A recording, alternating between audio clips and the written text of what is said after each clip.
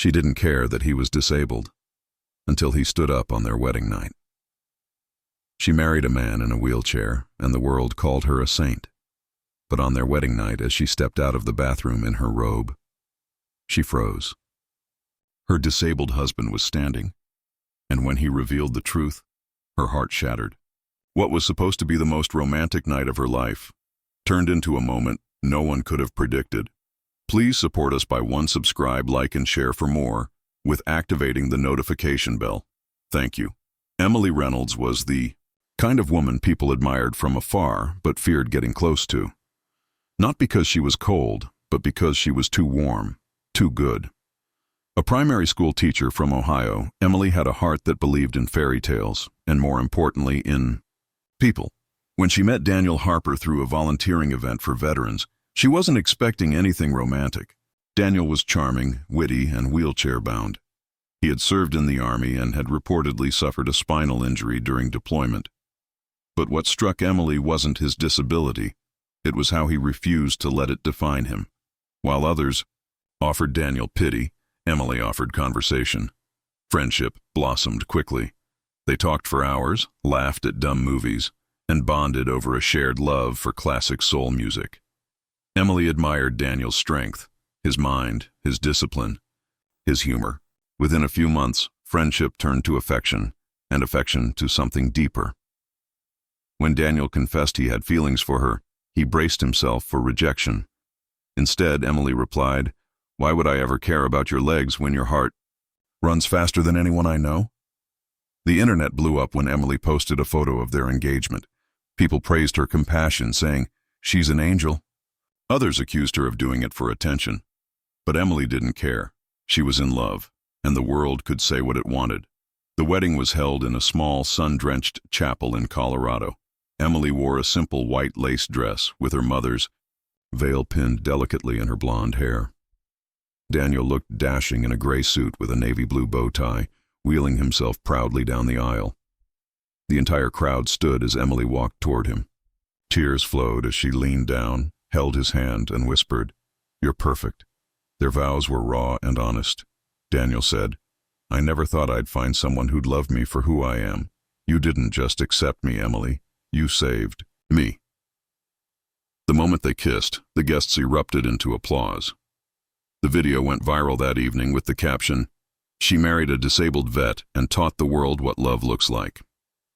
Everyone admired her, everyone, except one.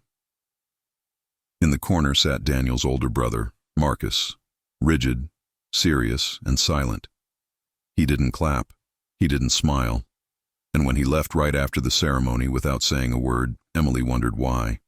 But that night, all her attention was on Daniel, her husband, her everything.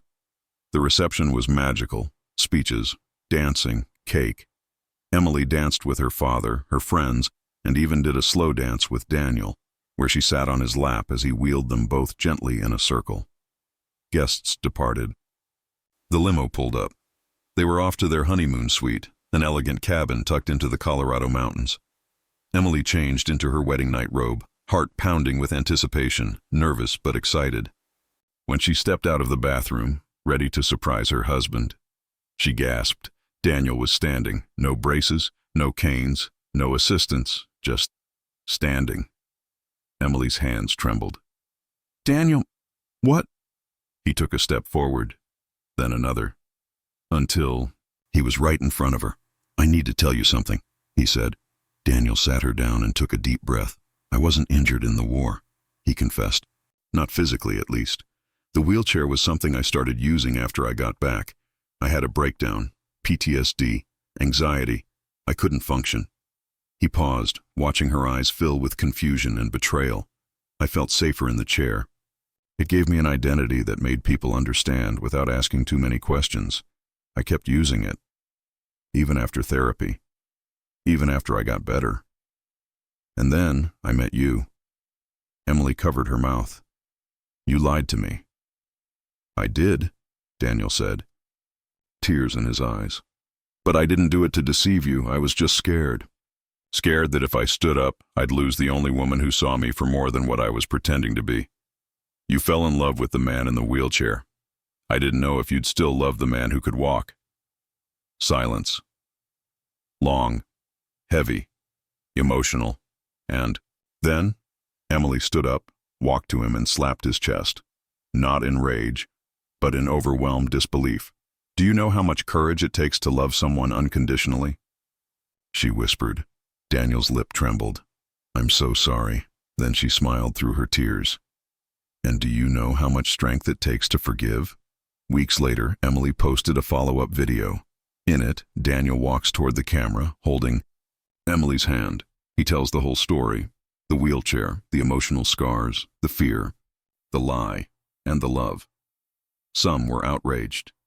He tricked her, they said, but others saw something else. A man facing his truth, and a woman strong enough to stand by him through it. The story was picked up by news outlets, talk shows, and even featured in a mini-documentary on mental health awareness for veterans. Emily and Daniel became national advocates for invisible wounds, especially the kind that don't show up in X-rays. Their story wasn't about deception, it was about healing.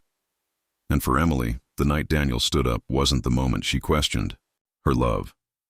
It was the moment she saw him, not just for what he had survived, but for who he was choosing to become. True love isn't blind. It sees everything and chooses to stay anyway. Would you still love someone after they stood up and revealed everything?